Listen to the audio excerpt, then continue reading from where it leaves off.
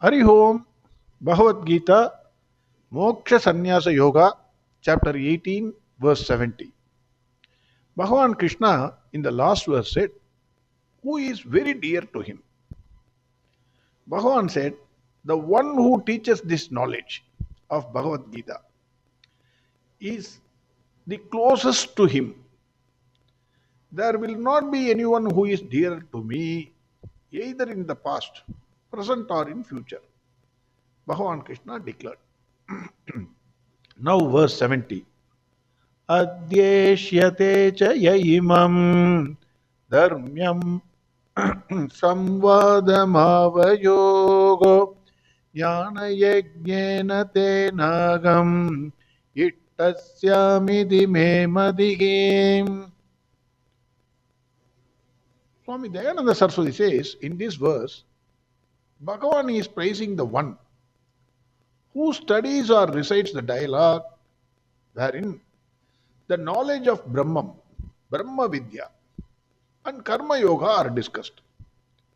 In this dialogue, Samvada, the subject matter is Dharma, complete Dharma. Therefore, it is Dharmya, that is unopposed to Dharma.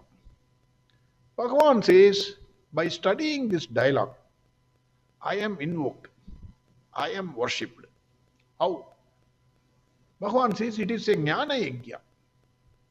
He is worshipping me by the ritual of knowledge. Any form of ritual, Yajna, is worship. You can worship Bhagavan by chanting mantras. You can worship Bhagavan by doing archanas. You can go to temples. N number of forms of worship is there. Mantra japa. In Dravya Yajna, for example, it is a ritual where materials are offered in fire. Tabo Yajna is of religious austerities. Japa Yajna, mantras are recited.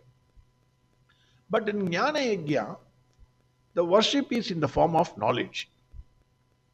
Adi Shankara mentions 4 types of rituals. One is Vidhi Yajna, a ritual that is enjoined by the Vedas and involves materials. So you open up there will be a trough where the fire will be there, Agni will be there. You put ghee, all other materials in that fire and invoke God. Then Japa Yajna, that is in the form of recitation of mantra. You chant mantras. Then Upamsu Yajna, again a ritual in the form of recitation of mantra, but there is a slight difference. It is chanted very softly, barely audible.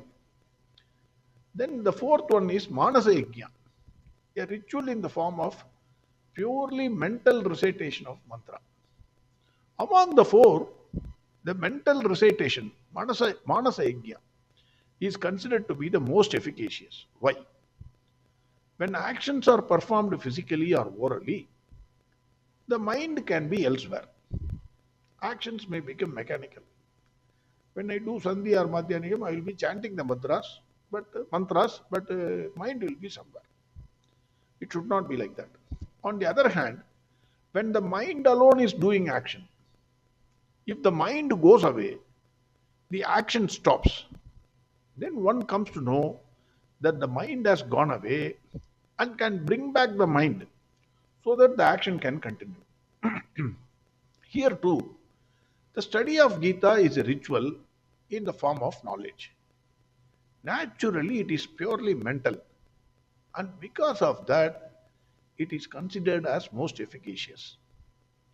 Adi Shankara adds that even if you do not study the Gita, but only recite it, you get a result equivalent to the kind of result you get from a mental ritual.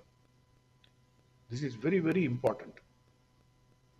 This is very, very important because it is coming from Adi Shankara. Adi Shankara says, even if you do not study the Gita, but only recite it, you get the result equivalent to the kind of result you get from a mental ritual. That is the price here. Swami Dayananda Saraswati says, there is a general problem for a lot of people. They want to do bhakti. They feel that they are not doing bhakti by studying Gita because their way of worship is going to temple, offering archanas, breaking the coconuts, etc., chanting the mantras. So they are feeling that they are not doing bhakti by studying Gita. They are only just reading. Bhagavan himself says, Bhagwan Krishna himself says that even when they study this, they are performing worship. Even though there is no fire, no materials are offered, the study of the Gita Shastra invokes Ishvara because that is the subject matter of the entire Gita Shastra. Bhagavan says, the pursuit of the knowledge of Ishvara, that is also a yajna. By the ritual in the form of knowledge, I am getting worshipped. Bhagavan says, this is my conclusion. That is what Swami Dayananda Saraswati says. Swami Chinmayananda says in this verse, Bhagavan glorifies the student who studies Gita. The great philosophy of life is given out in the Gita Shastra in the form of a dialogue between Bhagwan Krishna, the infinite, and Arjuna, the finite. Even those who read it superficially will also be slowly dragged into the very sanctifying depths of it. Even if you don't understand, you start reading it, it is 100% true as far as I am concerned. I am sorry, I am again offering me as an example. First time when I studied Gita, I said something is terribly wrong with Gita. I could not understand even a bit of it. First time when I studied, I thought this is not fit for me. I also felt this is not fit for anybody else also. It's so confusing. So what is this karma yajna, jnana karma yajna? What is all this? I could not read. But slowly something said, something must be there. Read it again, read it again, read it again. When I read it again and read it again, slowly I am dragged into the sanctifying depths of it, as Swami Chinmayananda says. Now I cannot read any other book. Whenever you see me, whenever I get time, I am not boasting myself. But what Swami Chinmayananda said is 100% true. That is what I want to say here. So Swami Chinmayananda says, even those who read it superficially will also be slowly dragged into the very sanctifying depths of it. I am the example for this. I offered me as an example in several verses. In this also, in good also, I think this is very, very true. Such an individual, even unconsciously taken on the path of pilgrimage to the greater possibilities of himself.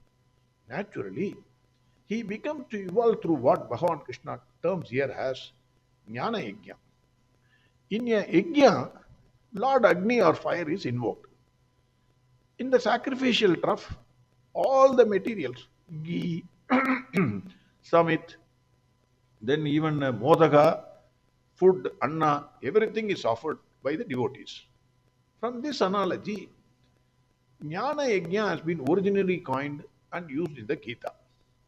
Study of the Gita and regular contemplation upon their deep significances kindle the fire of knowledge in us, and into this, the intelligent seeker offers as his oblation his own false values and negative tendencies. This is the significance of Jnana Yajna. Therefore, Bhagavan Krishna declares that those who study Gita contemplate upon its meaning, understand it thoroughly, and those in their well kindled understanding sacrifice their own egocentric misconceptions about themselves and also about the world around them. They are certainly the greatest devotees of me. This is what Bhagavan Krishna declares. This is my opinion. Bhagavan Krishna says. Swami Chinmayananda gives an example. A rusted key, when heated in fire, the rust will automatically falls off and the key becomes bright. Similarly, our personality, when reacted with the fire of knowledge, that is Gita, our wrong tendencies, unhealthy vasanas, and false sense of ego, which have arisen from false knowledge, that is ajnana, they will get burnt up in that fire of knowledge. This is what Swami Chinmayananda says. Before concluding this verse, I want to refresh ourselves with the three verses which Bhagavan said in chapter 4. Already Bhagavan in chapter 4, verse 33 said, Shreyan dravyamaya tyajnat jnana yajna parantapam sarvam karma gilam partha jnane parisamapyate. Bhagavan said, hey Arjuna, superior is knowledge sacrifice to sacrifice with the objects. That is what we said in the if you the yajnas. Generally, what they do is they open up a fire and then they pour the materials. Bhagavan says no. Knowledge sacrifice is much more better than the material sacrifice. All actions in their entirety culminate in knowledge. That is what Bhagavan said in verse 33. In the same chapter, verse 36, Bhagavan said, Api chetasi pabebhyagam sarvebhyah pabakrittamagam sarvam jnana plavenaiva vrajinam santarishyasi. Bhagavan said, yeah, Arjuna, even if you are the worst sinner of all sinners, assume you are, sir, you don't know about me. I am the worst fellow. I also been the same way. What is nonsense? What type of life? What stupid life I have lived? That is also because each one has a feeling, negative feeling, 100% everybody will have. So Bhagavan says, even if you are the worst sinner of all sinners, yet you shall verily cross all sins by this boat of knowledge. The knowledge becomes a boat and you will cross all the sins. Bhagavan says.